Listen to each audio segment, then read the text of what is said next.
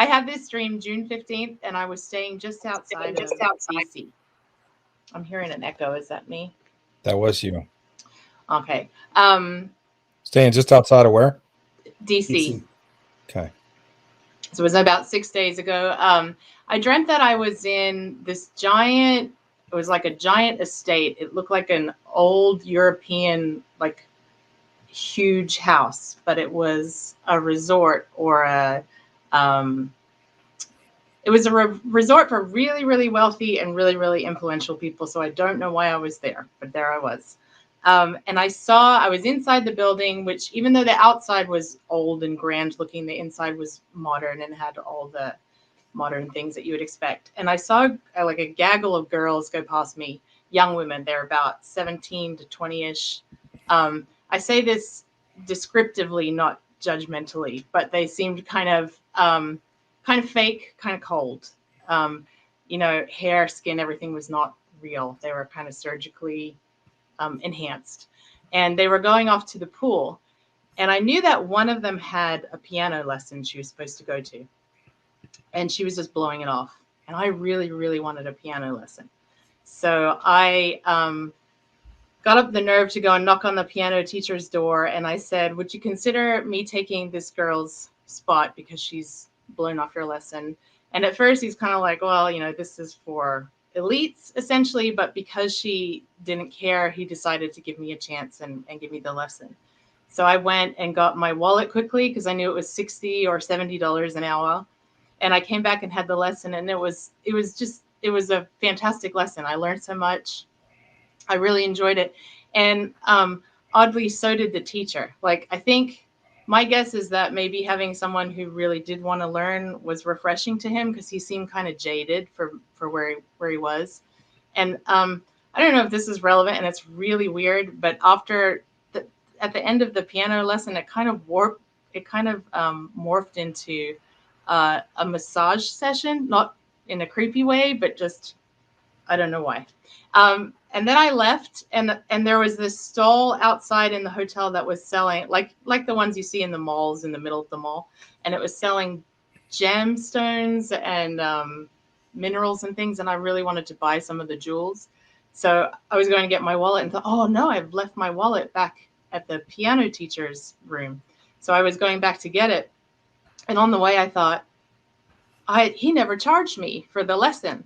So I was going to go back, get my wallet, pay him. And then I realized I had my wallet with me. But then the dream changed. So then still in the same place, but I feel like there's something not good going on in this resort.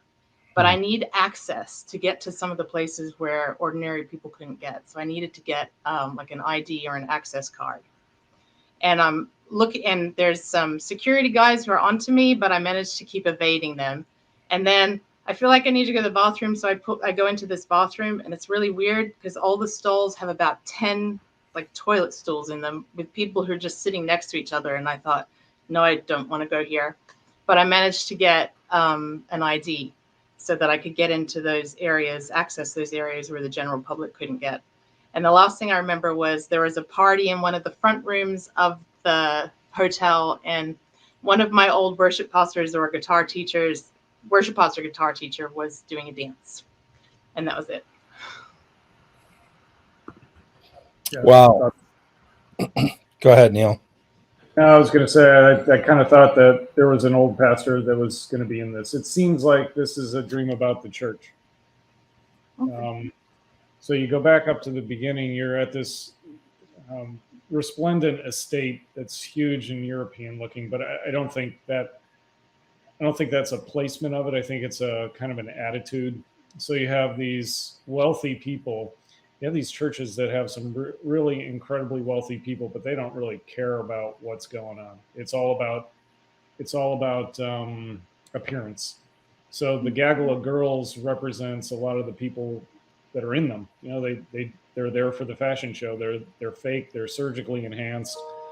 They're really shallow, quite frankly. And in an organization, in a place that it should be a lot deeper. The church is where you go to get deep. It's go out into the deep part of the ocean and search the depths of God. these people are not, they're just not there, and they're not really willing to learn either. The piano and music is points to worship, like that guitar behind you. But the girl that was supposed to go to the lessons kind of like, yeah, I'd rather not learn how to do that. I'm just going to hang out with the gaggle of girls, and you go instead.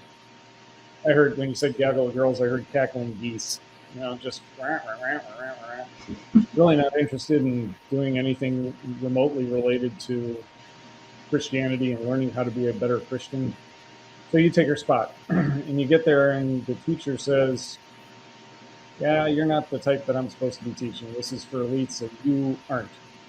But I think what he didn't understand who you were, because the elites really are not the ones who are doing anything. It's the real people like you who are willing to learn, and it changed his attitude towards the people that he was teaching. He didn't realize that there are people like you in the world because he's been surrounded by all these fake people for so long. He's been trying to teach them. He has a skill that he wants to pass on. I don't know whether this guy is necessarily a music teacher. I think it's a type of teacher who's teaching some pretty deep things. Learning how to play the piano is pretty. It's a skill that's complex. It takes years and years to master, and the amount that he's charging you is commensurate with the training that he's giving you. And you are really interested in learning. And I think at the end of the lesson, you said it morphed into a massage session. Who was massaging? Who, you remember? He was. So it's kind of like I had paid for a session, and I've had 2 in my life, but they've both been female masseuses. Yeah. It has nothing to do with being massaged. I think it's no, it really doesn't. I mean, it's kind of like there's a whole lot of other things that it's not what it seems. I think the massage is really it's his appreciation for you and trying to say thank you to you for what you allowed him, what you taught him. So it's almost like it's a time of relaxing. I mean, that's the purpose of massage, is to get the kinks out and just to relax your muscles, relax. It's like I would prefer to have you as a client than the people that it's his way of saying thank you in my mind.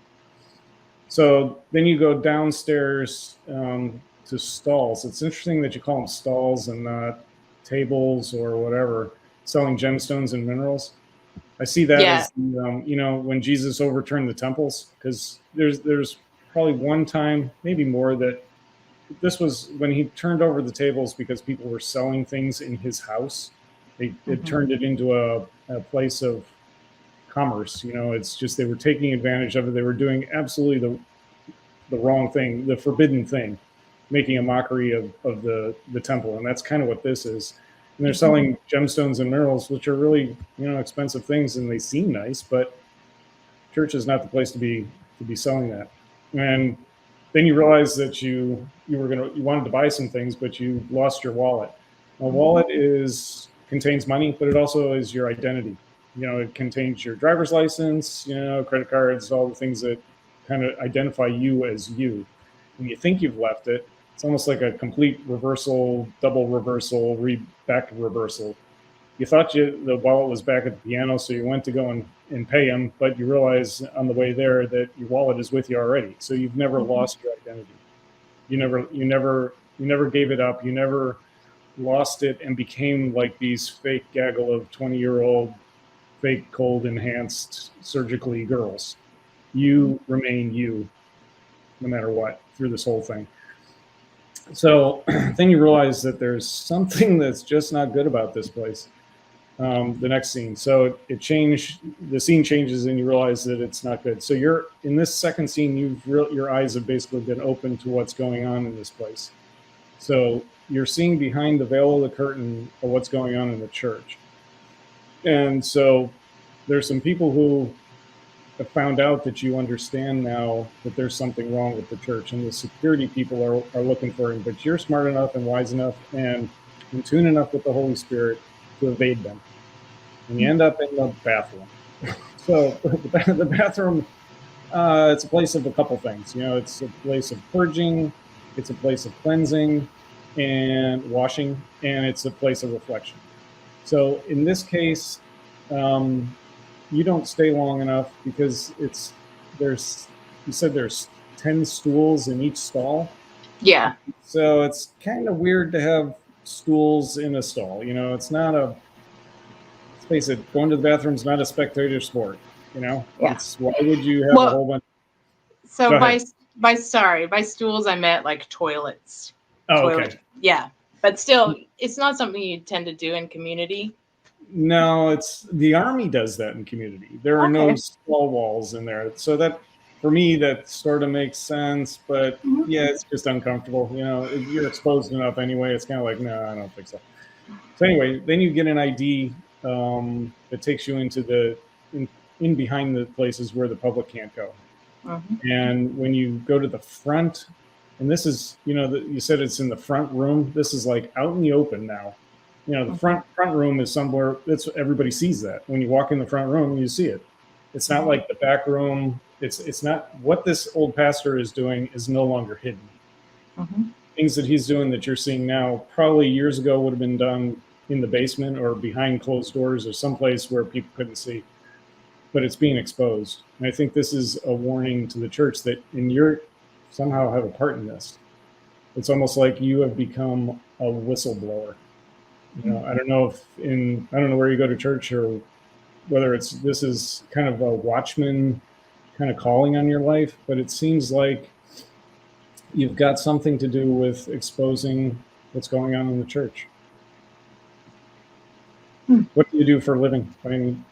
Just out of curiosity. I just do volunteering, and I got a little side gig that's art that I do anonymously. Okay, nice. So what did you get out of that, John? Covert art. That's cool. I'm an artist agent. I sneak into people's houses and paint random pictures on their walls so they can anonymously, and don't sell them for anything. Yeah. Wow. Nice. That's a cool dream. Yeah. Have you seen anything like this in churches that you've been in that this would fit? I wouldn't say so in the one I'm in. I have my own frustrations, but they're not like that. And then even the pastor who I saw doing the dance in the front room, he's someone I regard highly. I love him. But it was weird that he was doing that. But then I recognize that the church as a whole has a lot of problem areas. And then sorry. I was going to say this doesn't necessarily equate to your personal experience, or it's got something to do with what you need to do, but it may not be the people. This pastor that you knew may not be your pastor. Yeah. He's a symbol for pastors in general in the old school. Yeah, and that makes sense. And the other thing that just occurred to me today, which I thought was funny, was when I went away from the piano teacher, and then I thought I'd left my wallet back, and he hadn't charged me.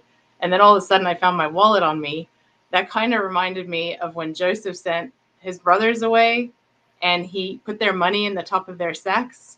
And then they're like, I was thinking that, which was how I felt. I thought, I didn't pay. And the money's still here. But that just sort of flashed through my head quickly today. That fits.